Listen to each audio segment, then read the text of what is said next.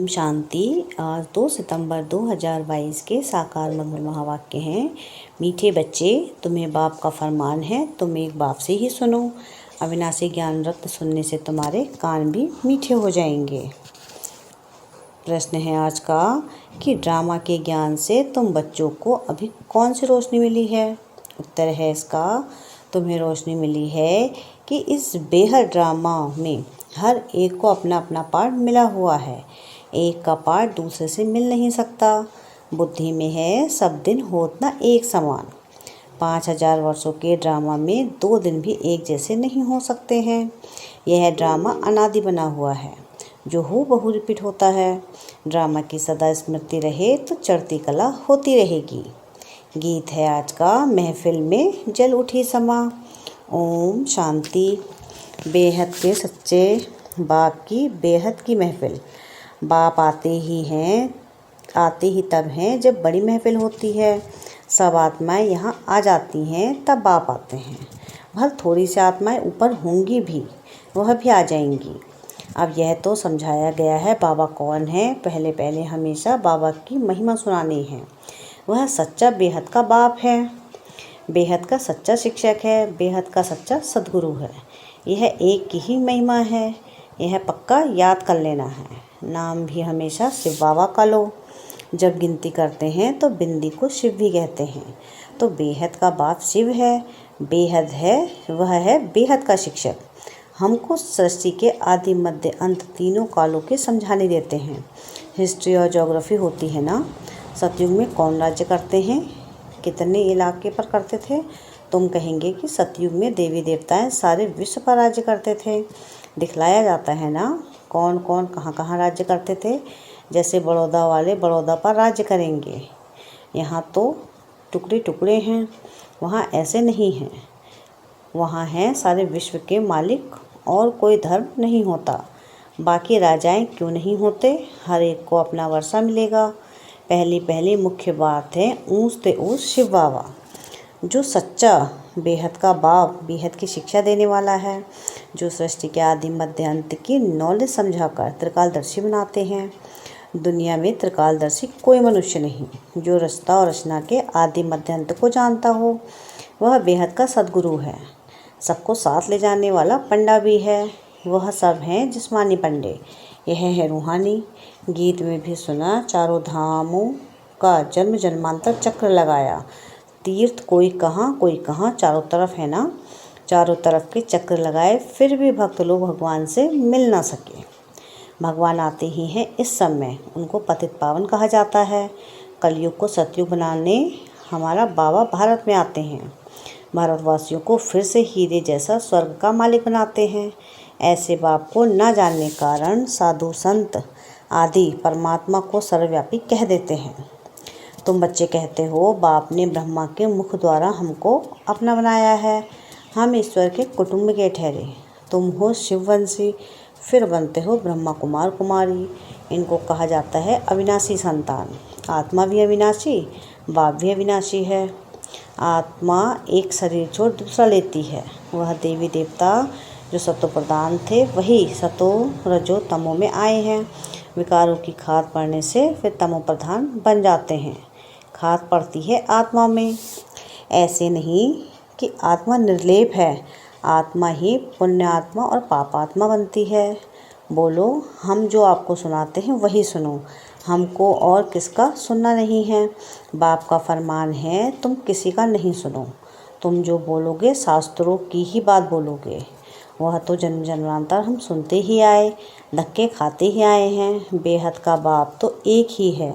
हम ऐसे बाप की सुनेंगे वह तुम्हारी सुनेंगे। हम आपको सुनाने वाले हैं ना कि सुनने वाले। समझाना है प्रजापिता ब्रह्मा के इतने ब्रह्मा कुमार कुमारियां हैं तो जरूर भाई बहन ठहरे। दादे का वर्षा मिलता है ब्रह्मा द्वारा। दादे का वर्षा बाप बगैर कैसे मिलेगा। बहुत कहते हैं हम तो सीधा दादे से ही रहेंगे, परंतु मिलेगा कैसे। ब्रह्मा कुमार कुमारी जब तक ना बने तब तक दादे से वर्षा कैसे मिलेगा। पोत्रे और पोत्रियां दोनों को हक मिलना है। बाप बगैर फिर दादा कहाँ से आएगा। पहले पहले है बाप का परिचय। वह गीता का भगवान, बेहद का सच्चा बाप, बेहद की शिक्षा देने वाला है। बाप बूढ़ी माताओं के लिए बहुत सहज करके समझाते हैं। यह है संगम, जबकि बाप बैठ पतितों को पावन बनाते हैं। इनको कुंभी पाक नर कहा जाता है। यह सारी दुनिया विषय वैतरणी नदी है, बाकी कोई पानी की नदी नहीं है। इनको विषय सागर भी कहते हैं। परमपिता परमात्मा है ज्ञान का सागर और रावण है विषय सागर। उनसे विकारों की नदियाँ बहती हैं। इस समय जो आसुरी संप्रदाय हैं वह विषय सागर में गोता खा रहे हैं। दुख ही दुख है। इन बातों को भी कोर्टों में कोई ही समझेंगे। कई तो बहुत अच्छे बनकर फिर भी आश्चर्यवत भागंती हो जाते हैं। कहते भी हैं हम स्वर्ग के मालिक बन रहे हैं, फिर भागंती हो जाते हैं। युद्ध के मैदान में कोई सबकी जीत नहीं होती है।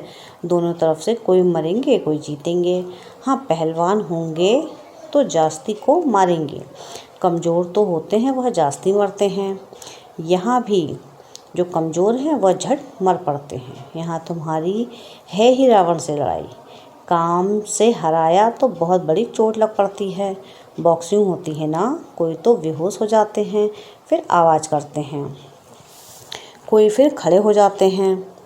यहाँ भी काम की चोट खाई तो बड़ा ज़ोर से धक्का आ जाता है। काला मुख हो गया। क्रोध पर इतना नहीं कहेंगे जितना काम पर। यह है बहुत बड़ा दुश्मन, बहुत दुख देने वाला है। काम कटारी से ही बहुत दुखी हुए हैं। काम विकार से ही पतित बनते हैं। नानक ने भी कहा है, मूत पलीते कपड़ धोए। बाप ही आकर कपड़े धोते हैं। अभी तुम्हारा भी यह पुराना शरीर है। हर एक को अपना अपना पार्ट मिला हुआ है। एक ना मिले दूसरे से। ड्रामा है ना, सब दिन होत ना एक समान।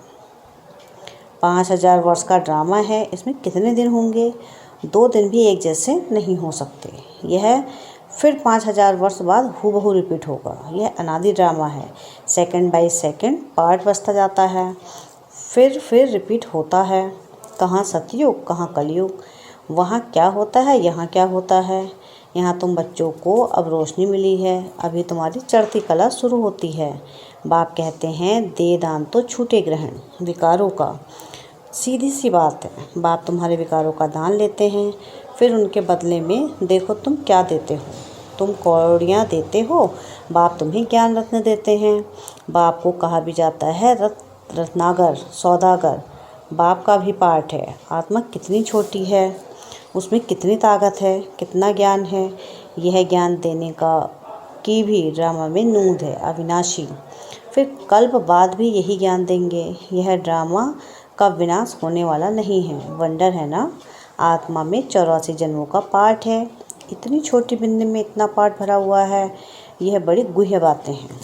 तो पहले पहले बाप का परिचय देना है। वह रूप भी है, बसंत भी है। निराकार आत्मा जरूर मुख से ज्ञान सुनाएंगी, कानों से आत्मा सुनेंगी, नहीं तो ज्ञान सागर कैसे ज्ञान सुनाए। जरूर ब्रह्मा मुख से सुनाना पड़े। विष्णु व शंकर तो ज्ञान दे ना सके। ज्ञान का सागर कहा ही जाता है एक निराकार को। उनसे तुम ज्ञान गंगाएं बनती हो। सागर तो एक है ना। बाप ही ड्रामा के आदि मध्य अंत की नॉलेज देते हैं। सतयुग में सूर्यवंशी राजाएं थे। 8 बादशाही चली, फिर वही सूर्यवंशी चंद्रवंशी बनते हैं। यह ज्ञान तुम ब्राह्मणों में है। तुम हो मुख वंशावली ब्राह्मण। बाप सबका एक है। वह ब्राह्मण है कुख वंशावली, तुम हो मुख वंशावली। वह जिस्मानी यात्रा कर फिर घर लौट जाते हैं। हमारी एक ही यात्रा है। एक ही बार यह अमरलोक की यात्रा करते हैं, फिर लौटकर इस मृत्युलोक में आना नहीं है। अमरलोक स्वर्ग को कहा जाता है। वहाँ कोई यात्रा होती नहीं, वहाँ भक्ति ही नहीं। यह है ब्रह्मा की रात, जिसमें भक्ति के धक्के हैं। चारों तरफ फेरे लगाए परंतु हरदम दूर रहे। स्वर्ग का मालिक बनाने वाला बाप नहीं मिला। तुम पुकारते हो हे पतित पावन आओ, आकर पावन बनाओ। फिर तुम गंगा स्नान करने क्यों जाते हो? वह तुम्हें पावन कैसे बनाएगी? अगर गंगा से पावन हो सकते तो पतित पावन को क्यों बुलाते हो? कितने लाखों आदमी जाते हैं गंगा स्नान करने। पतित पावन सर्व का सद्गति दाता एक है। बाकी हैं भक्ति के धक्के। तो युक्ति से प्रश्न पूछना चाहिए तो समझेंगे यह तो बड़े कायदे से पूछते हैं। जबकि एक पतित पावन को बुलाते हैं तो फिर अनेकों के पास धक्के क्यों खाते हैं। बाप कहते हैं मैं आता ही हूँ तुमको पावन बनाकर स्वर्ग का मालिक बनाने। तो अंदर में बहुत खुशी होनी चाहिए कि बाबा हमको पावन बनाकर स्वर्ग का वर्षा दे रहे हैं। लक्ष्मी नारायण बरोबर स्वर्ग के मालिक थे, उन्हों को बाबा से वर्षा मिला था। तुम यह भी पूछ सकते हो कि यह जो लक्ष्मी नारायण स्वर्ग के मालिक थे तो जरूर उन्हों की प्रजा भी होगी। सतयुग आदि में तो था ही उन्हों का राज्य, तभी तो संगम पर बैठे हो। यहाँ तो प्रजा का प्रजा पर राज्य है, विनाश भी सामने खड़ा है। कल्प कल्प के संगम युगे बाप आते हैं, बाप ही आकर सहज राजयोग सिखलाते हैं। तुम जीवन मुक्ति पाते हो, बाकी सब मुक्ति में जाएंगे। भारत सुखधाम था ना, अब तो दुखधाम है। देवी देवता धर्म तो है नहीं, फिर स्थापना होनी है। तुम बच्चे राजयोग की शिक्षा ले राज्य भाग्य ले रहे हो, कांटों से फूल बन रहे हो। यहाँ तो सब कांटे हैं, एक दो को कांटा लगते अर्थात काम कटारी चलाते रहते हैं। अब बाबा फूल बनाते हैं तो कांटा लगाना छोड़ देना है, हिम्मत रखनी है। हिम्मत वाले भी खड़े हो जाते हैं। बाबा देखते हैं इनकी हिम्मत अच्छी है, कभी गिरेंगे नहीं, तो ऐसे हिम्मत वालों को शरण भी दे देते हैं। परंतु ऐसे नहीं कि फिर पति व बच्चे आदि आकर याद पड़ें। शुरू में भट्टी थी, भट्टी में भी सब ईंटें तो पकती नहीं हैं। यहाँ भी ऐसे ही नंबरवार पुरुषार्थ अनुसार पककर तैयार होते हैं। बाप कहते हैं यह ज्ञान यज्ञ में अनेक प्रकार के विघ्न पड़ते ही रहेंगे। कल पहले मुआफ़ी कोई नाफरमानदार बच्चे भी हैं जो बाबा का कहना कभी मानेंगे नहीं, रूठ पड़ेंगे, गोया अपनी तकदीर से रूठते हैं। फिर ऊंच तकदीर बनती ही नहीं है, देह अभिमान के कारण अपनी मत पर चलने लग पड़ते हैं। कदम कदम श्रीमत पर चलना चाहिए। श्रीमत देते हैं ब्रह्मा द्वारा, ऐसे थोड़ी ही कि प्रेरणा द्वारा किसको मत देंगे। अगर ऐसे होता तो फिर इनमें आकर इतने बच्चे पैदा करने की दरकार ही क्या। अच्छे पुराने बच्चे समझते हैं हम तो शिव बाबा से सीधा ही लेंगे। देहाभिमान बहुत है तो यह पक्का याद कर लो, हमारा सच्चा बेहद का बाबा बेहद का वर्षा देने वाला है। बेहद का वर्षा माना नर से नारायण बनाने वाला। वहाँ हेल्थ वेल्थ दोनों है तो खुशी रहती है। यहाँ किसको हेल्थ है तो वेल्थ नहीं है, किसको वेल्थ है तो हेल्थ नहीं है। बच्चा पैदा ना हो तो दूसरे का लेना पड़े, वहाँ यह सब बातें होती नहीं। वहाँ तो एक बच्चा जरूर होगा। यह है ही दुखधाम। रावण से दुख का श्राप मिलता है, बाप आकर वर्षा देते हैं। यहाँ तुम बच्चों का मुँह रोज़ मीठा किया जाता है। सेंटर्स पर तो गुरुवार के दिन मुँह मीठा कराते होंगे। यहाँ तो कान भी मीठे किए जाते हैं, मुख भी मीठा किया जाता है। आत्मा कानों से अविनाशी ज्ञान सुनती है, नैनों से देखती है, मुख से खाती है तो उनका स्वाद आता है। आत्माभिमानी बनना पड़ता है ना। अच्छा, मीठे मीठे सिकलधे बच्चों प्रति माता पिता बाप दादा का याद प्यार और गुड मॉर्निंग। रूहानी बाप की रूहानी बच्चों को नमस्ते। हम रूहानी बच्चों की रूहानी बाप दादा को याद प्यार गुड मॉर्निंग और नमस्ते। शुक्रिया प्यारे बाबा, शुक्रिया। धारणा के लिए मुख्य सार है, पहली पॉइंट है कि फूल बनकर सबको सुख देना है, किसी को कांटा नहीं लगाना है, कभी भी बाप की अवज्ञा नहीं करनी है, रूठना नहीं है। सेकंड पॉइंट है, कदम कदम बाप की श्रीमत पर चलना है, अपनी मत नहीं चलानी है। देह अभिमान में आकर न फरमान वरदार नहीं बनना है। वरदान है आज का, रूहानी सोशल वर्कर बन, हलचल के समय परिस्थितियों को पार करने की हिम्मत देने वाले सच्चे सेवाधारी भव। अभी समय प्रति समय विश्व में हलचल बढ़नी ही है। अशांति व हिंसा के समाचार सुनते हुए आप रूहानी सेवाधारी बच्चों का विशेष अलर्ट बनकर अपने पावरफुल वाइब्रेशन द्वारा सब में शांति की, सहन शक्ति की हिम्मत भरनी है। लाइट हाउस बन सबको शांति की लाइट देनी है। यह फ़र्ज़ अदाई अब तीव्र गति से पालन करो, जिससे आत्माओं को रूहानी राहत मिले। जलते हुए दुख की अग्नि में शीतल जल भरने का अनुभव करें। स्लोगन है आज का, सर्व का मान प्राप्त करना है तो निर्माण चित्त बनो। क्या है स्लोगन आज का कि सर्व का मान प्राप्त करना है तो निर्माण चित्त बनो। अच्छा, ओम शांति, ओम शांति, ओम शांति।